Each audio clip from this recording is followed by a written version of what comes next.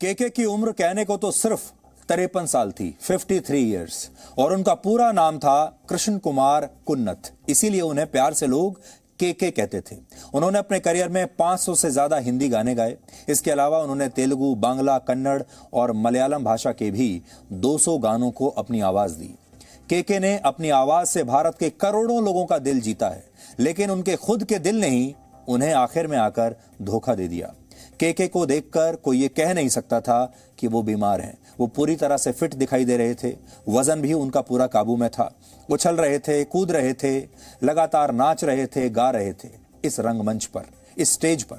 लेकिन जीवन के रंगमंच पर जो कलाकार थोड़ी देर पहले तक नाचते गाते हुए दिख रहा था, वो अचानक से रुक गया और उसने अचानक से सबको अलविदा कह दिया, हमेशा के लिए। ऐसी घटनाएं देखकर कई बार जीवन से विश्वास उठ जाता है और लगता है जिंदगी कितनी बेवफा है, ये किसी की सगी नहीं, और मौत हमेशा से वक्त पर पहुंचती है और मौत किसी की भी सुनती नहीं। केके की मौत अनिश्चितताओं से भरे जीवन के बारे में आप सबको बताती है, और इस बात को आप इस सेल्फी से समझ सकते हैं। कोलकाता पुलिस के एक जवान ने कल ही इस कॉन्सर्ट से पहले केके के साथ एक सेल्फी ली थी, और उस दौरान ना तो केके ने सोचा होगा कि ये उनकी आखिरी सेल्फी है, और ना ही इस पुलिसकर्मी ने कभी ये कल्पना की होगी कि इस सेल्फी के कुछ देर के बाद केके दुनिया को अलविदा कह देंगे।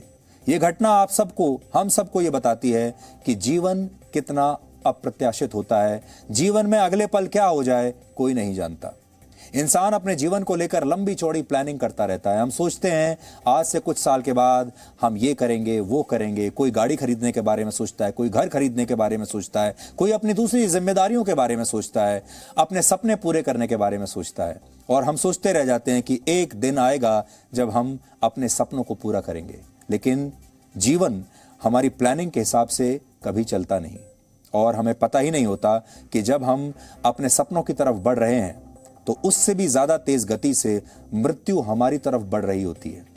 केके की मृत्यु से पहले इंस्टाग्राम पर उनके 1,75,000 फॉलोअर्स थे, लेकिन उनकी मृत्यु के कुछ ही घंटों में उनके फॉलोअर्स की संख्या अचानक से बढ़कर 3,26,000 हो गई, और ये अब भी बढ़ रही है।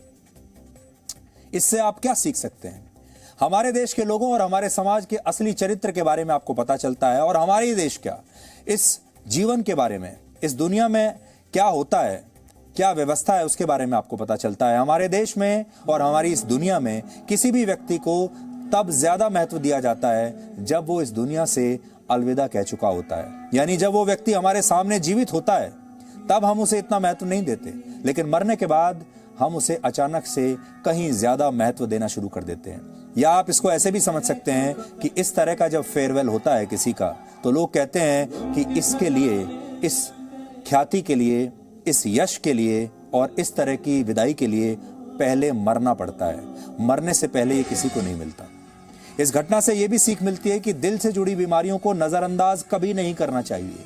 केके ना सिर्फ 53 साल के थे, उम्र बहुत ज्यादा नहीं थी, वो काफी फिट थे, और उनके मैनेजर का कहना है कि वो सिगरेट नहीं पीते थे, शराब नहीं पीते थे, कोई बुरी आदत उनके अंदर नहीं थी। लेकिन इसके बावजूद उनके दिल ने उन्हें धोखा दे दिया, और ऐसा सिर्फ उनके साथ नहीं हुआ। Presenting B News app, available on Google Play and App Store. Download it now.